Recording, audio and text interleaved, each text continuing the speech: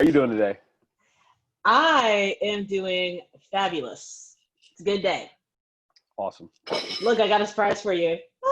Boom. I love it. I love it. The I opposite. thought I would promote you. It looks like we both have I Love Being Black shirts on. Exactly. That's the whole purpose. Okay, so we'll go ahead and get started. Hello, everyone. My name is Kim Hess, and welcome to this conversation of the brilliant minds. Let's see. I have the fantastic Kumi with me, and I'm going to let him introduce himself, and he can tell you all about him. But a little bit about me. My name is Kim Hess. I'm a cultural anthropologist. I'm a diversity and equity consultant. And today we are just going to be talking about this moment in history. So I'm going to hand it over to you, Kumi. Tell us all about who you are. Thank you very much for having this platform. First of all, my name is Kumi Rauf.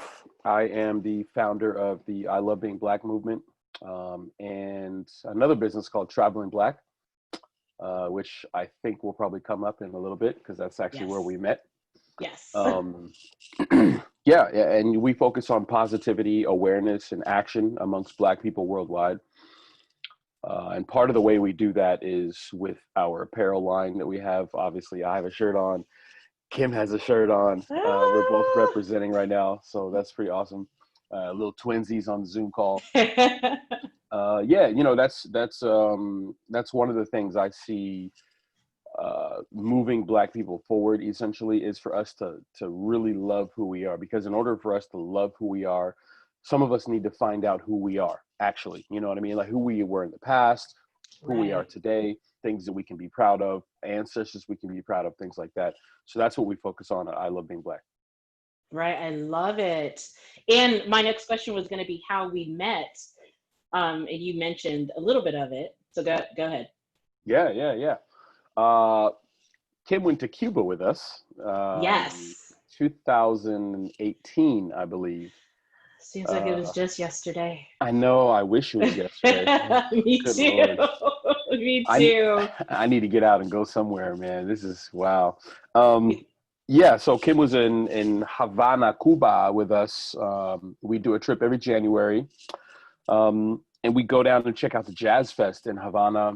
We check out Afro-Cuban history and culture, definitely the food, the music, and just everything. The overall vibe and the scene and everything. And I hope she had a good time. You know what I mean? I had a good time. You know I had a good time. Oh yeah. But the thing that just one of the things that I love about Traveling Black is being with people that look like you, and also when you go to a different country, exploring the country that looks like you. Because a lot of times people will go to a country and they'll do the hot tourist sites, right? And they won't see anyone that looks like them. Mm-hmm. And I think with Traveling Black, like as many places as you go, and I want you to list a few, we are everywhere. Like Black people are everywhere. Yeah. And there's a sense of comfort you get when you travel with your brothers and sisters, and you don't have to worry about them leaving you behind. Because let me tell you this quick story. A really dear friend of mine, her mother went on a trip to Israel with her church group, and she's a Black woman, originally from, I believe, Cameroon, and her group left her. All white group. I believe they were all white, but she was the only Black woman. They left her at like one of the sites, one of the religious sites. They left her. They left this Black woman, and they can't say they didn't know. She's the only Black woman on the tour. Right. So this is another reason why I love Traveling Black. I'm making up new businesses for you. This is another reason. Well, that is. I do love Traveling Black, because that's not going to happen. Yeah. Because you are seen and you are heard and you are important, and Kumi is not going to leave you. Yeah, he is not going to leave you. We security is always the number one thing when we travel, because that's a real fear that people have. You know what I mean? Right. So That's why as soon as you get to the airport, you leave baggage claim, you see us with a sign, traveling Black. Yes. You And it know, makes you feel hey, important and this is the special. group, and then we go, we do the hug and all that, because we're family. You know what I mean? We're Right. extended families, and we need to treat each other as such. And that's why also we're able to have some of these conversations. You know what I mean? You have this tight knit Mm, group of Black folks. We get to talk about what we really need to talk about. You know what right. I mean? And a lot of times those conversations won't be had if it's not a safe space. If you have a space that's not full of your brothers and sisters, you might not even get into that conversation, or you might get derailed and start having a completely other conversation, right? So Right. yeah, this is what I like to do. I like to just create that atmosphere, um, and Fabulous. we're going to continue to do that. You know, we're going to a bunch of different places. Um, Belize, we're going to add next year in April. Okay. Yeah, Belize is one of my favorite places. And again, like you said, we don't want to just do the touristy thing. So we're not just going to do what people normally do when they go to Belize, which is go to, go to the islands, the keys that are up north, kind of near Belize City. We don't do all that. I mean, we still go to islands. Don't get me wrong, but we go down south where the Garifuna people are. Okay. Because Now, who are that's they? the Garifuna people. Not to get too deep into it, but they're Afro-Belizeans, right? Okay. They're direct descendants from the continent. And they still have a lot of their culture. They still have their own language. They still have the way that they dress. They still have the music. Um, I mean, some of the best drummers, actually the best drummers I've ever seen in my life are from Belize. You know, I've been to 14 Really? different countries in Africa, but Belize had the best drummers. I mean, this one kid, his name is Warren. He's hitting the drums so fast, and he's not even looking at it. He's singing, and over here, it's just so natural. And I'm like, I can't Ah, even see your hands, man. Like, just going so fast, I can't even see his hands. So that's a real treat to see. In the food in Belize, you can't get great food unless you go down south to where the Garifuna people are. I'm telling you, okay. food Okay. is amazing down there. But otherwise, it's just okay. So yeah, we like Oh, to just dive okay. into the culture, dive into the culture. Okay, so hopefully you will be seeing me on that Belize trip because Well, I have really wanted to do um, another trip with Traveling Black. And it is my dream one day is to do almost every trip that you have because I know I can't get that experience elsewhere and I can't get it on my own. So that is awesome. And then another thing I wanted to point out before we move on, this is something that I had emailed you after the trip was being a woman, particularly being a Black woman, I felt very much taken care of by my Black brothers on that trip. Um, made sure that me and the other women were safe, didn't let us, take a cab by ourselves. yeah, I just felt, I was like, this is how it should be. yeah, So yeah, another big thank you to that. And for any women going on the trip, I was a single woman going on the trip. And I believe most of the other women on that Cuba trip with me, they may have just went with friends, but we all just kind of went as single women, yeah. not knowing anyone or, people, I think a few people knew each other, a few people knew you, but it was really kind of like, well, let's try it as a single woman. Let me travel with this group of people. I don't know. Fantastic, fantastic. And so many of actually everyone on that trip were still friends, Awesome. whether Yeah. they live in town or not.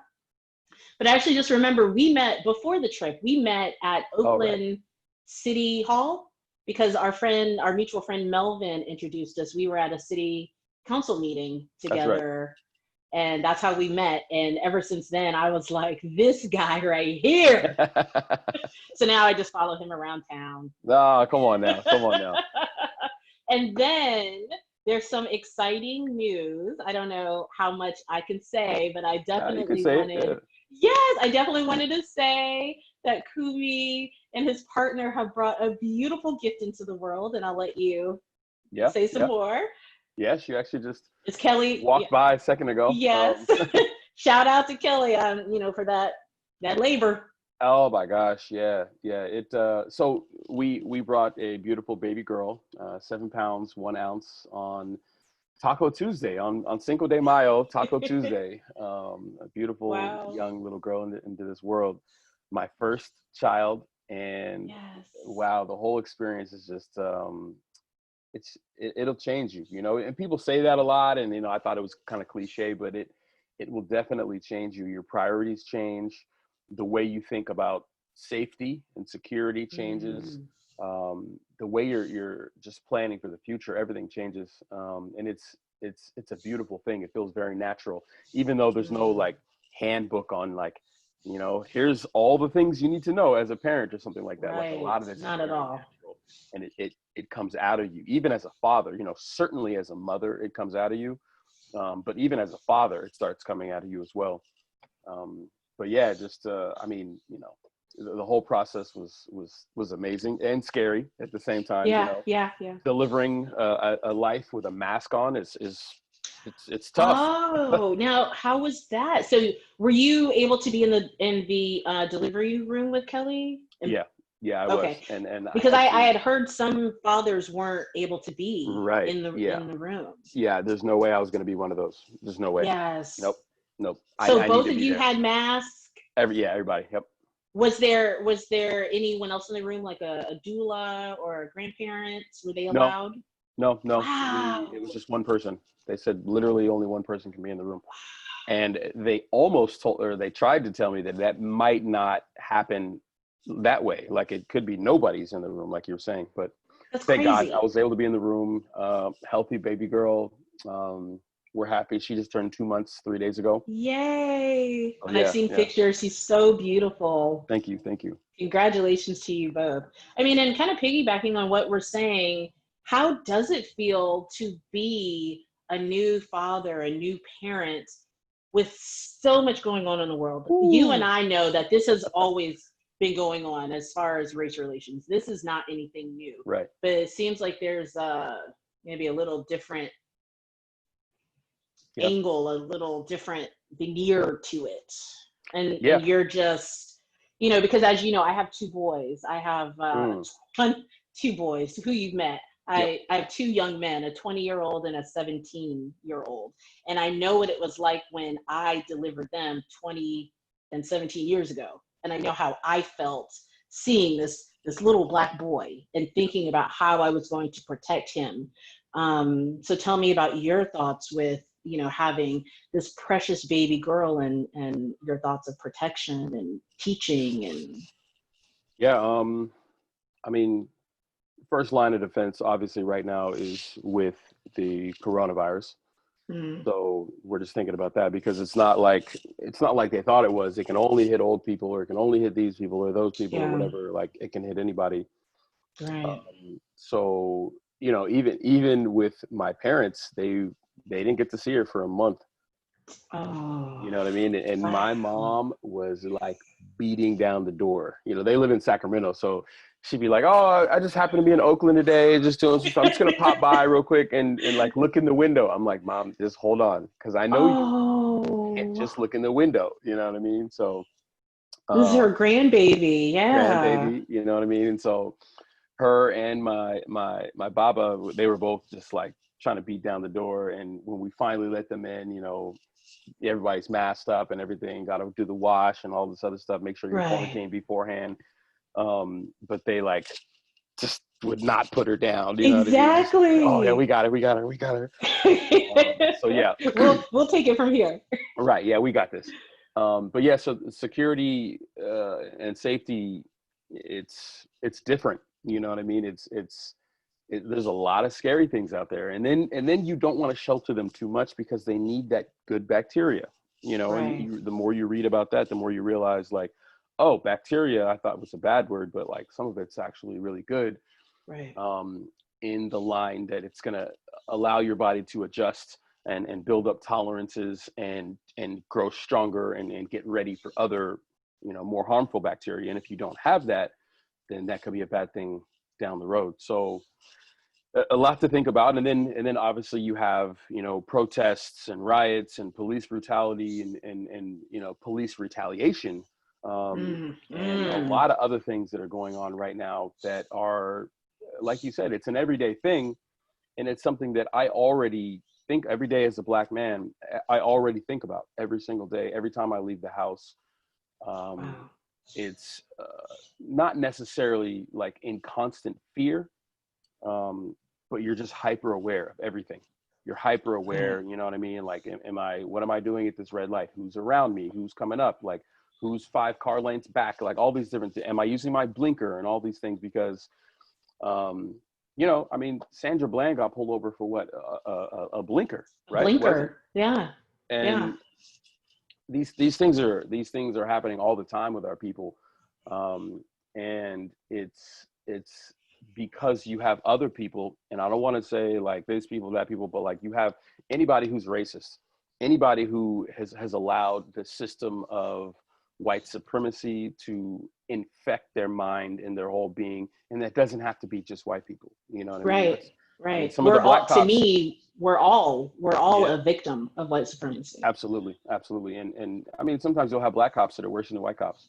Exactly. You know, that's what KRS movie was that? about. Yeah. Exactly. Black cop. You're right. Black guy, right? And what movie was it? Was it Boys in the Hood? Yeah. Or Menace to Society? No, it was Boys in the Hood. It was Boys in the Hood. Boys in the Hood, yeah. It might have been both, cop. but it was definitely Boys in the Hood. Yeah. So yeah, that's always a thing that you're thinking about. And it doesn't matter. Like I've seen them yank a pregnant woman out of a car and tase her because she wouldn't sign a ticket. Right. And because of qualified immunity, they get off and nothing happens to them. And they know about this ahead of time. They know they're basically untouchable. Qualified immunity basically supersedes the Constitution. Right. Now, can you speak? I've never heard that term. What's qualified immunity? So, and yeah, I don't know if I had heard the term until recently. Wow. No, I'd heard the term. I didn't understand it all the way. So I'm like, you know what? This is coming up a lot. Let me read a lot more about it. Qualified immunity at a super high level is the reason why cops just get off. Because certain people in society have an immunity, right? Okay. So they basically are able to do things that we're not able to do because they're here to protect and serve, right? Okay. They're here and to carry this gun and these lethal weapons to use against us. So basically, any situation where you're like, if I was that cop, basically, if a regular person did what that cop just did, they would be in jail, right? Right. Like murdering people? Like walking into somebody's house and just opening fire. Like, you know what I mean? Yeah. Walking into the wrong house and opening fire. And not being charged, And not being charged, right? Like not even charged, not convicted, not serving, but not even charged, right? Paid leave, the whole nine, vacation time, right? So, so essentially, because of their quote unquote immunity, it supersedes the Constitution. I just read a whole great article about it that gives specific times when this has happened in cases that should be pretty clear cut about, like, you know, corruption and over, you know, misuse of their their weapons and stuff like that. Right. Like I said, with that woman who got yanked out of her car, she was taking. Is this in Oakland? No, I don't remember where it was, but she was, I think, 7 months pregnant. She was taking her son or daughter to school. Something happened, like the cop said she was speeding or something. She's like, no, I wasn't speeding. Like, what are you talking about? He's like, oh, well, here's this ticket. You got to sign this ticket. And she's like, no, I don't want to sign it. He's like, you have to sign it or I'm going to, you know, probably light you up, or they love to say stuff like that or whatever. And she's like, I'm not signing it. And he's like, well, I'm about to yank you out of this car and tase you and all. And she's like, because I won't sign a piece of paper. No, I don't want to sign it. And she's like, look, before you get too crazy, I'm pregnant. I'm 7 months pregnant. Here I am. You know what I mean? Right. And so the cop goes and has a little huddle with him and his other cop buddy. And he's like, where should I tase her? He's like, oh, you can still tase her, but just don't tase her in the stomach. This is a woman who won't sign a piece of paper. They tased her. She lived, but they tased her 3 times. Like, they're tasing a pregnant woman. And what's the point? Happens. Nothing happened. And they qualified immunity. You know, there's been other cases where they robbed some people. These are the cops. They come in, they do a raid, they find, you know, a couple $1 million of cash, or I think it was $200,000 of cash or something like that. They report 50,000. They get caught, and nothing happens. And nothing happens? Literally nothing happens. They get caught, like they know they did it and all this stuff, but literally nothing happens because of qualified immunity. And see, So my reaction is that of surprise, yeah, but I don't know why, because like right. you said, this happens over and over and over again. Yep.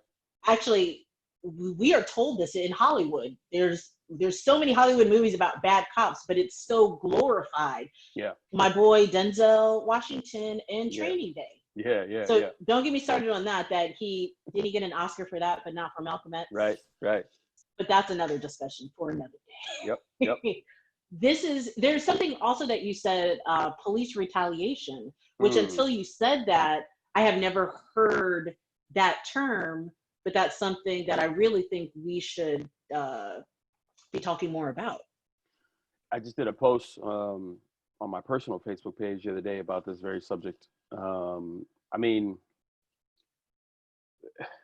it's like taking a toy away from a kid that's having a tantrum or something like that. Like their tantrum is gonna get worse, right? And a lot of these police are they're really pissed off that we're challenging their ability to murder us, right? We're challenging their definition of the Constitution and law and all kinds of stuff like that, Right. right? We're wanting them to abide by at least similar law as us, right? And they're now feeling like we're pulling them off of their high horse. Yeah. And so what they're doing is they're saying, number one, they're saying, you know what, we're not going to work. Like the cops who pushed over that 70-something-year-old guy and he busted Right. his head. He's bleeding and stuff like that. And they're walking by him. They were just walking by him. They're walking by him. And this is a white dude, right? And they're Right. walking by him like a white old man. he's an elder, right? And they're At least walking by him see like, their whatever. right. And the police officer I know that I saw the video, Mm-hmm. he tried to help. They were like, Yeah, keep going. they're like, no, He no, got no. yelled at. Yeah. Right. And so 57 of them are like, nah, we're not working. We're all gonna protest basically. This is happening in a lot of places in Florida. There's a whole SWAT team that's like, you know what, we're all gonna quit because you guys are doing this and you're doing that. And they're showing their true colors, right? Because it's not like they woke up and decided to be like this. They've been like this the whole time. Right. They've been taught, yeah. And so we have to watch out for other forms of retaliation as well, more direct forms of retaliation, just when you're out there in these streets. You know what I mean? One of these cops is like, you're trying to challenge his overtime and he's looking at you like you're the reason why he might not make $250,000 this year. Exactly. So maybe he needs to do something against you. Maybe he needs to rough you up a little bit. And then one thing leads to another and he roughs up like somebody who basically is going to do something back and it's going to be a whole war. It's going to be a whole war. And we don't need that. At the end of the day, something got mixed up because they're the ones that should be looking at us like, what can I do for you? We paid your salary. Thank you. You're here because of us, right? So they need to be the ones that look at us like, how can I protect and serve? Not how can I kind of run around with my chest out like I can do whatever I want to do. Terrorizing. And take it. Yeah, terrorizing folks, right? And just taking it all the way back, and I'll end on this, but taking it all the way back, slave patrols is where police started in the first place. Okay. A lot of people don't even ask themselves the question like, how did the police start? Exactly. Slavery patrols. Talk about this because I think there's probably going to be a lot of people watching that have no idea this connection between historical slave patrols and our current day policing and why it is the way it is against Black people, particularly Black men. Yeah, they started out as basically slave catchers, right? They were inundated with folks from the KKK. And people like to say like when the KKK got quote unquote disbanded, which they were never really disbanded. No. What do you think happened? Do you think they said, we can't be racist today? Or do you think they went into all levels of society? Like who do you think are your police? Who do you think sits at the government? Who do you think has the gavel in his or her hand? Right? Who do you think is teaching your kids right now? You know what I'm saying? So all Yep. levels, not just the ones with Yep. guns and this and that, but like the teachers as well. Why do you think your kid keeps coming home with that bad grade? Thank Right? you. And you know they don't deserve that bad grade. Why do you think that the teacher's never calling on your kid? You know what I'm saying? They used to tell me to put my hand down because I'm answering too many questions when I was in Exactly. school.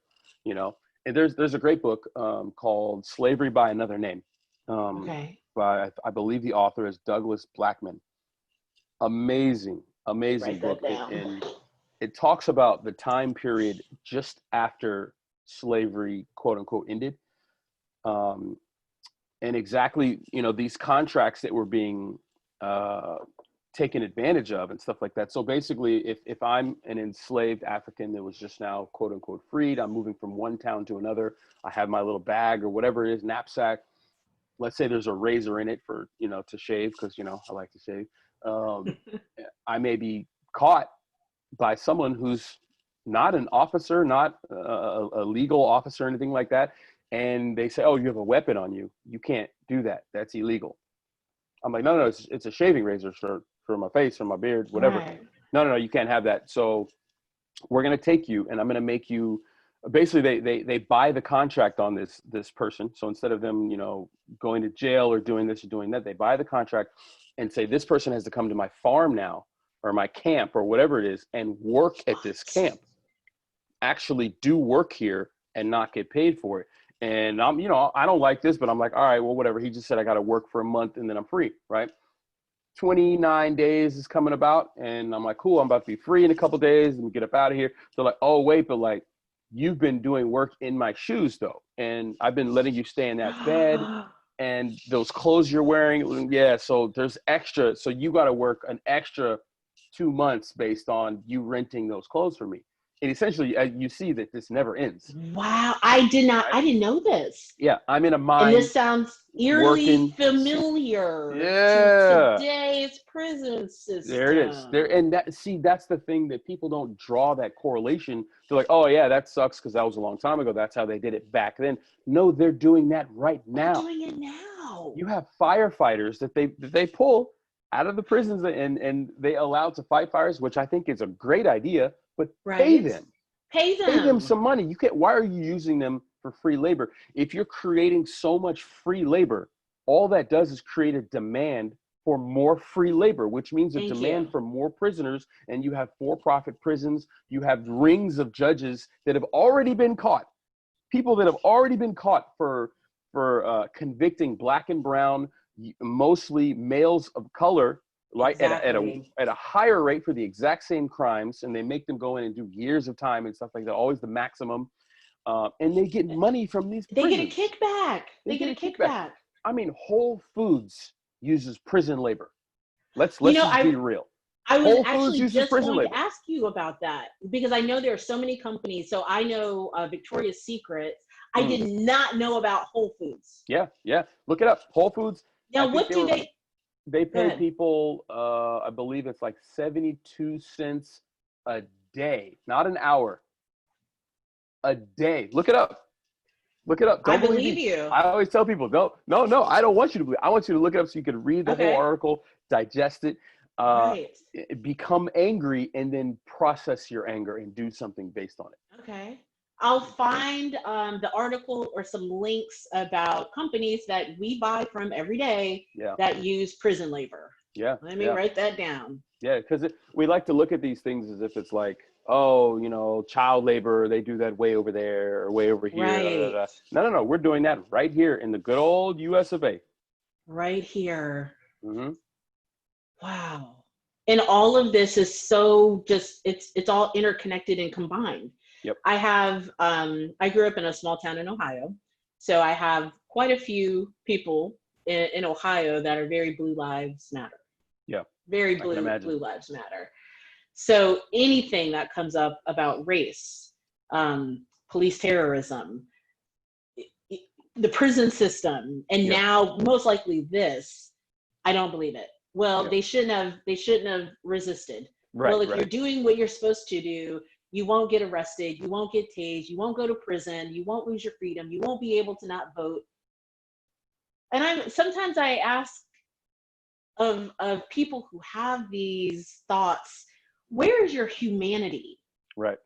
I have, you know, and that's something that's me, and not everyone has this high level of empathy, but just on a very just base level, how can you not look at someone that's human? They Yeah. don't have to be your gender, your race, from the same country, from the same town, share the same values, have the same political views. But how can you not just look at someone and recognize them as a fellow human being that wants the same thing that you do, that wants Right. happiness and love and family and good food to eat and a nice day off? I don't know. I don't understand how people are so polarized. Yeah. I mean, I do understand it's white supremacy. Yeah. They've been trained and taught from infancy. I mean, all of us have. You can't look outside of yourself and not see where white supremacy has invaded Yeah. the world. Yeah.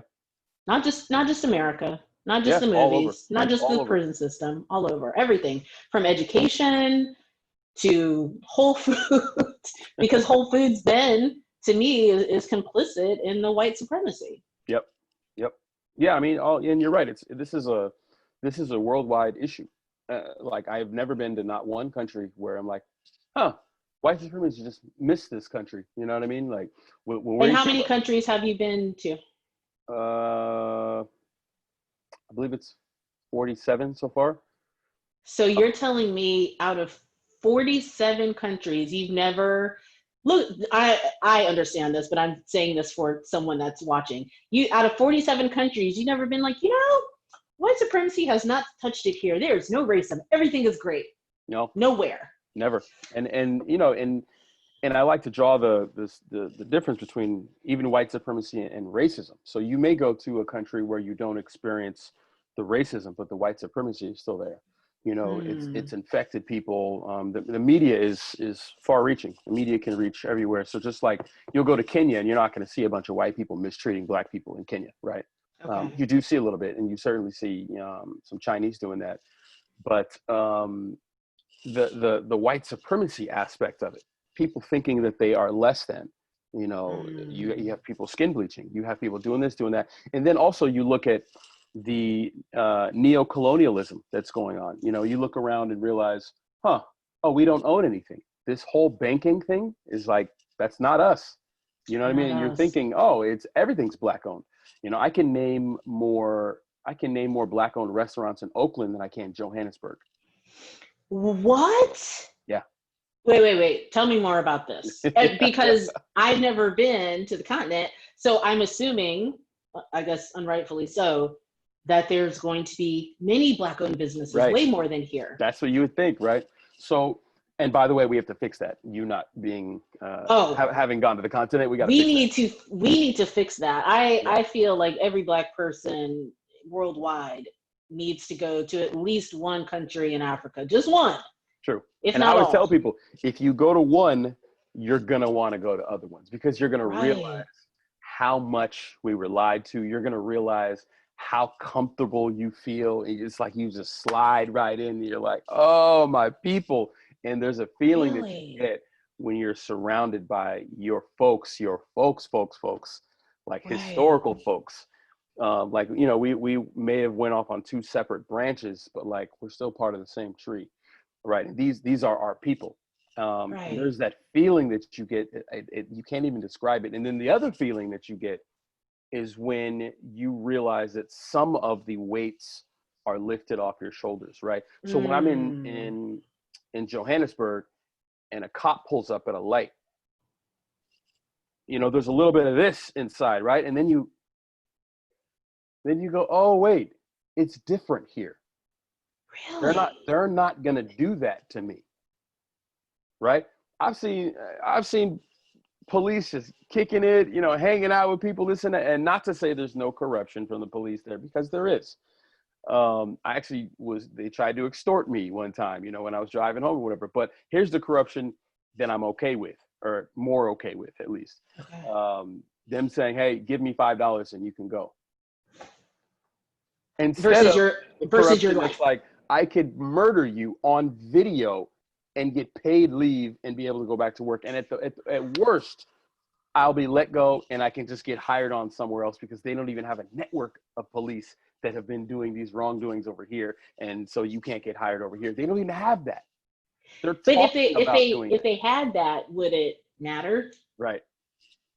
So they maybe change their name or something like that or whatever. But Wow. yeah. So I don't even think they have to do that, because wasn't right. Tamir Rice's killer, the Cleveland officer, didn't he just Yeah. get a job somewhere else? I believe so. Yeah. Come on, you can't tell me that the police don't know why someone is discharged from another police station and is Yeah. coming. They know. They know. But that feeling. That feeling is that weight that's lifted off of your shoulders, and you're like, oh my gosh, like this is crazy. Like, you know what I mean? It's you know, I always bring it back to like the playground. You look out and you're like, oh, we got numbers. Oh, we got numbers. Right. Hey, we could actually do something with this. Like, we got numbers here. We don't. You know, we're 13% of the population. And in terms of our power, it feels like much less than that. Right. Even though our actual power is much higher than that, if we would just all get together, if we would all unify and use our collective power, we have a lot of collective power. Malcolm was like, yeah, most of these elections are all decided by just, you know, a couple percents here and there. He's like, if we would all get together and collectively use our vote, all of us, and force them, we would decide who goes to the doghouse and who goes to the White House. Right. You know what I mean? Which I think, you know, the powers that be they know that. Yeah. They're very scared of that, which is why we are not a collective whole. Yeah. And once again, that starts when you're very young and you go to school and you don't see people that look like you in a positive light in the books. You learn about the Pythagorean theory, and you learn that we were slaves. Yep. They know. Yeah. Oh, they know. They know. Which is why this is actually a pretty good question for you. I feel like there is, I do diversity consulting, and usually for companies. So the employees, won't have as much vitriol, but I'm looking at things on Facebook or when I watch the news, which is very, very seldom. And it seems like a lot of people are very upset about Black Lives Matter. Mm-hmm. They're very upset about Black voices being heard. Yeah. I heard so many things about Juneteenth. Well, why don't we have Juneteenth? Right. And I want to be like, you can have Juneteenth. Would you like this history of slavery and then freed? Sure. So, I mean, are you hearing that or experiencing the same thing about we do start to get together, people get a little leery about that? Yeah. And I see that. And I do see that. I have a couple of acquaintances, I won't call them friends, that act like that. You know what I mean? When Black folks are getting together, they're going to focus more on what we're doing when we're together, voicing our concerns over these things. They're focusing more on that than the reason why we're getting together. You know what I mean? And that's like me seeing a women's march and women saying, stop beating us, stop with the domestic violence and the rape and this and that. And I'm like, well, you guys are just too loud walking by my door. No, I need to focus on why they're having to go out there and march. Even though I'm not a woman, I can empathize with these things because I'm so-called against the things that they're marching because of. Then maybe I should be out there marching with them instead of complaining that they're out here making noise and, oh, they spray painted some walls and broke a window or two. Exactly. You know what I mean? Like revolution is bloody. That's another. Exactly. That's another Malcolm quote. A revolution is bloody. He's like, they haven't never had a bloodless revolution.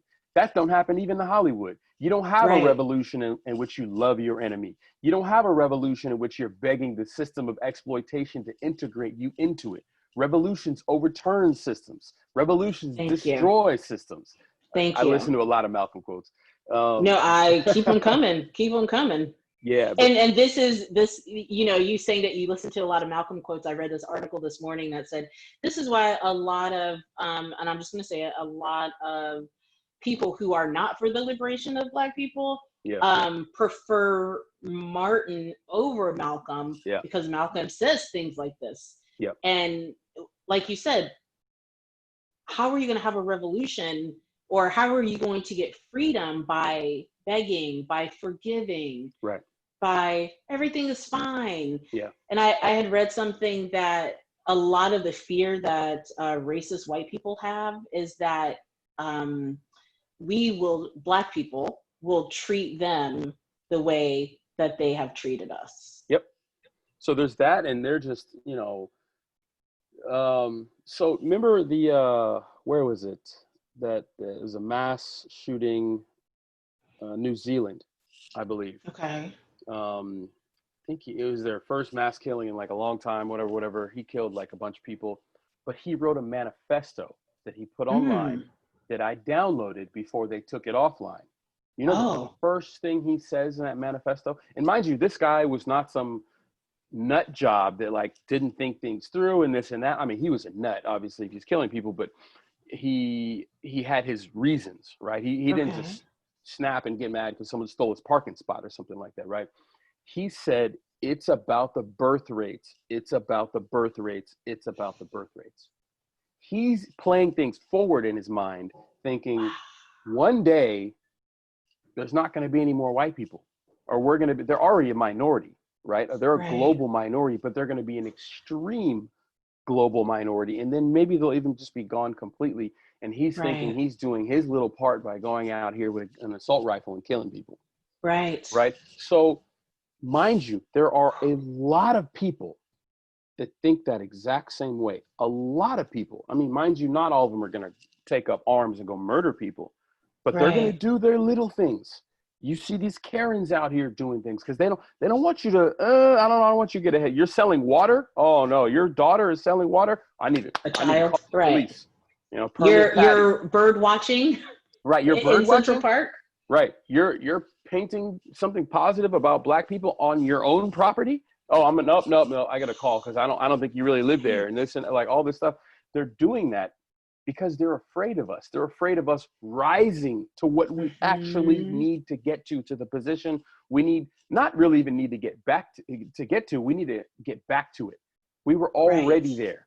This time frame that we're in right now is a blip in the eye of history. This little down tick that we just happen to be alive during, it's a blip in the eye of history. We were on top. Like you were saying with the Pythagorean theorem and technology and science and astronomy and everything else. Yeah, we created all that. Writing, higher education, we created all that. So we need to get back to that. And I think one of the major keys in getting back to that is the children of the diaspora going back home and working. I'm not necessarily moving back home and this and that, which I would love to do, and I would love to do. Yeah. But at least visit. At least go visit. Start some businesses. Do some things. There's a lot of stuff that we're doing right now. Commerce with brothers and sisters in Africa, right? Awesome. So we get. Let me see if I have a face mask. Oh, here we go. So we started making these face masks. Oh, beautiful. These are made in South Africa. Beautiful. You know what I mean? So we got these. We have ones that are made in Ghana as well. You know, head wraps, the whole nine. So we're doing a lot of these things because I mean, I have brothers and sisters over there. Like, look, times are hard. No tourists are here, and they just happen to be into tourism. That is awesome. And they're like, times are hard. And I'm like, look, let's figure something out. You know what I mean? I love it. You have textiles and stuff. Okay, well, look, let's create a new line of this, and I'm gonna buy from you. You know, send you the money via Western Union or whatever it is until we figure out a better solution. And they make some stuff, DHL, ship it over here. Boom, we have these trade lines open. That really, that's one of the silver linings with this whole pandemic is that it's forcing us to think differently about business and about commerce, right? Exactly. Yeah. And number one, I have to say, I love that you're doing that. And I'll put a link somewhere so people can buy and so I can buy. But a lot of times I will look for African print clothing, or I want something to express, you know, my pride. Yeah, see that headband. That's nice. Yes, thank you. This is actually, I got this in Oakland. And I can't remember who made it. It's on the inside, but Nice. she is I want to say, was it Afro-Colombian? I don't Mm, know. I'll put the link here, but thank you. I love it. But a lot of times especially online, I will dig to find who owns this company. yeah, And I yeah, can't find it. yeah, You know, yeah. you might have a black model, she might Right, look like me, right. but is the money going to someone that looks like me? There it is. Is the money going to the actual country that the pattern is supposed to be from? So That's I important. love that. It's important. I Yeah, love that. that's super important. We get that question all the time, actually, with I Love Being Black. Love it. So we have, I'm pretty sure you're aware, but if not, we have a lot of fans online. We have 6 million fans on our Yes. Facebook page. I'm a top fan. Yeah. Oh, really? You got the badge? Yes. Thank you. Thank you for being there. And we get questions all the time like, okay, who owns this? Who runs this? And, Right.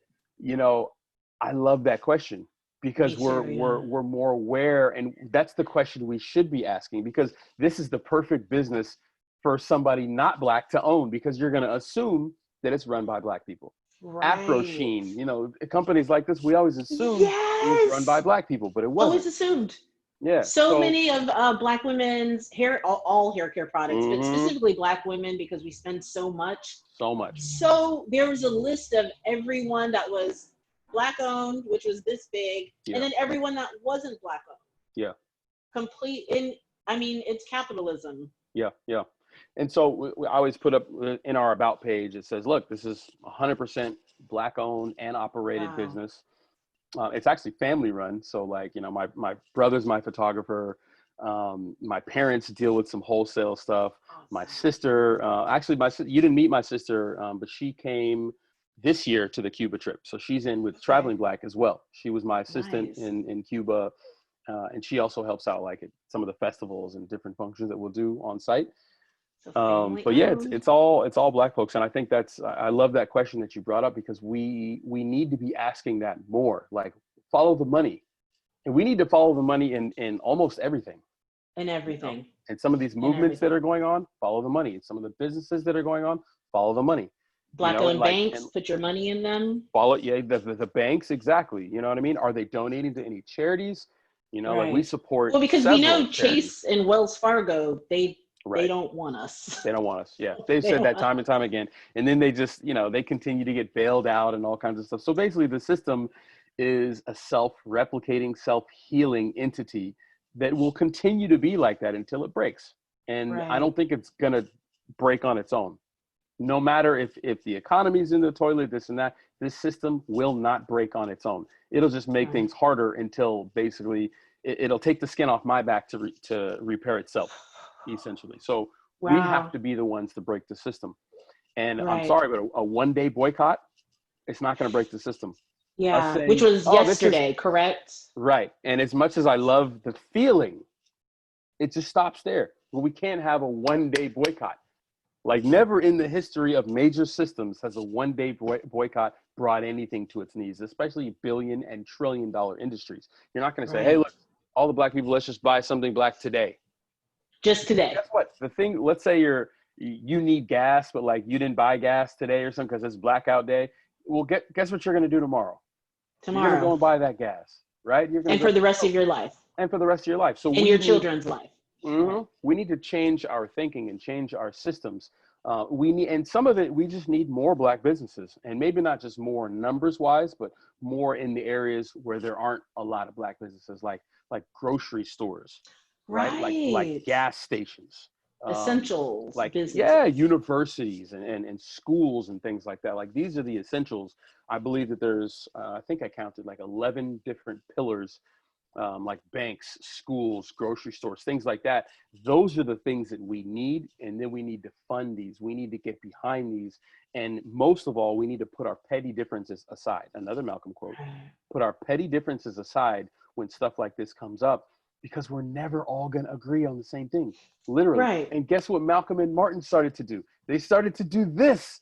They were coming to the same point, Yes. having meetings, talking behind closed doors with each other, just one-on-one. Like, look, man, You got your way, I got my way, but we're all, we're on the same highway in different lanes. So Exactly. you use your vehicle, I'm gonna use my vehicle. Actually, I'm gonna help your vehicle out a little bit. This is what Malcolm was saying. He's like, I'm Love gonna help you. it. He would even tell people, he's like, look, white America, I hope you listen to Martin, because if you don't listen to Martin, you're gonna deal with me. You know what I mean? Right. And so that's what we need to do more of, essentially, I as a love that. people, is come together and realize that, like, just because you're a Christian and I'm an atheist, or this or that, or I'm left wing and I'm right, whatever the hell that means, you know what I'm saying? Like, Right. let's leave those differences aside, because that's not why we're in this boat. We're in this boat because of this. We're in this boat because we are who we are. Right. So Right. let's just get Right. back to our Right. greatness. Oh, I love it. Woo, you said a word. Many words. Um, I kind of want to end on that note, because that was so fabulous. I had all these things that I was going to talk to you about, but our conversation was so rich. And I believe that when things flow the way they're supposed to. Mm. And I think, I feel that what you said, someone needed to hear it. I needed to hear it, but others needed to hear it. So I'm not gonna interject anymore. I just want to say thank you. Is there anything that you want to end on, or something you want people to think about? Yeah. Think about where you spend your time, your energy, and your money. Right. So where you spend your time, like, you could be spinning your wheels, using your time and energy in the wrong places. I remember back in undergrad, even for you, Kim, I think for some of the conversations that you get in, just guard your time like it's your sanity, because believe me, they're one and the same. Right. There are people that will suck your time. There are people that will, so I look at it like this. If women are having a meeting, right, about women's issues and topics and things that women need to do to become better, and to make more money, to strive for equity, whatever it is, and then a man enters the room and says, hey, but I have a question, I have a very important question I want to ask, like, he's just taking time away from those women. Right. He's breaking into this safe space and taking time away from this women's meeting, talking about women's topics and issues. He literally has no place in there unless they dictate a place for him. Right. If he's going to be an ally, this is how you be an ally, and not because you're calling yourself an ally. You can't call yourself an ally. Right. Someone else needs to dictate, like, this is what the definition of an ally is. And this is how you be an ally. So guard your time, and then and your energy and your money, right? So your energy, like, don't let these people get the wrong kind of rise out of you. They're going to do things that are going to make you angry. White folks right here in Oakland do things all the time that make me angry. But, like, take that, do what Malcolm did. People are like, oh, Malcolm was so angry, he was so violent. Name somebody that Malcolm X killed. No, I was like, nobody, no. Right? He took that anger and did this, and then focused it. I always tell people, like, when I talk to the youth, I tell them, focus your laser. Right? You don't want to just have this spread shot doing all this. Focus your laser. Right? Focus on that one thing. Right? Take that energy and direct it towards a single point, and you'll realize that you have more time than you thought you had. You have more energy than you thought you had. All that stuff. And then obviously we need to focus our money onto things, right? There's a site that just popped up called, I think it's called myblackreceipt.com. Okay. Popped up last month. So essentially you shop with a Black-owned business, you send them, like, a copy of your receipt and, like, how much money you spent there, essentially, and they're just tallying up. So they want that number to just keep going like this and like this and like this. And it's showing the power in the reach of the Black dollar. And because the money doesn't circulate in our community for very long, but we're about to change that, right? We're about to focus on the positive side. We're about to change all of that and spend more money with folks that look like us. Right. Oh, bravo. Thank you so much. And last thing, sorry, yes. I swear this is the last thing. Don't be sorry. You can find us. This is my plug, right? That's actually what I was going to ask you. Where can we find you? Where can I buy some more shirts and face masks? All right. Go traveling, all that. You can find us on ilovebeingBlack.com. That's just ilovebeingBlack.com. For the shirts, the apparel, accessories, stuff like that, that's the best place to find us. You can also find us on Facebook. I Love Being Black. We have 6 million fans. You can't miss us. We post good stuff every day. We focus on positivity, awareness, and action amongst Black people worldwide, so not just in the US. And Traveling Black, you can find us on Instagram. We're TRVLBLK on Instagram. You can check us out there, or you can check us out on the website, traveling.black. There's no .com or .net. It's just traveling.black. And you can come on one of these trips. We're going to Ghana, South Africa, Cuba, Belize, and we might add on either Brazil or Colombia. So check us out. What? Oh, before we go, I don't know if you remember, but I went to Colombia. I went to actually Palenque. Yeah. Which let me get this right. It is the first free city, the first free land of formerly enslaved Africans in Colombia. I'm not quite sure if I got that right. In the Americas, actually. In the Americas, anywhere. It's debatable, the exact date and what you consider the definition of free and everything. But yeah. And it was fabulous. We completely stumbled upon it by accident. But I have seen I Love Being Black stickers in Palenque, Colombia. I was like, from Oakland to Palenque. Yeah. So I Love Being Black and Traveling Black has an amazing reach across the world. And I have to thank you for that, because I saw that sticker and I was like, this is amazing. Yeah, this is amazing. I don't know like how long ago you went, but there's actually a big mural there as well now. Yes. Okay. Yes. I Love Being Black mural. So we did a photo shoot with one of the brothers that's there in that singing group or whatever. They sing in Palenquero, which is like a mixture of languages. They're worldwide. But it's like it's a mixture of like an African language, some Spanish, and I believe some indigenous languages from Colombia. But it's crazy how they still speak it. It's like the Garifunas in Belize. They still speak this language, because us here, we didn't get to keep any of that stuff, right? They stripped it all from us. So it's cool to see these other Pan-African societies that are in the diaspora that still speak an African language. So when we brought the idea and the message of I Love Being Black there, it was just like, okay, we need to do some stuff right here, because it's a perfect place for it. And they're proud. They're very proud to be Black. Yes. Absolutely. Pride that's I don't find here in the United States as overwhelming as it should be. Yeah. And hopefully that will get back, and that's obviously what you're doing with I Love Being Black. So thank you. Thank you for having this platform. Awesome talking to you. You too. Okay, get back to the baby and your partner. I'm sure she needs a break. Yeah, I know, right? All right. So thank you so much, and talk to you soon. All right, Kim. Thank you for having us. Okay. Peace. Bye.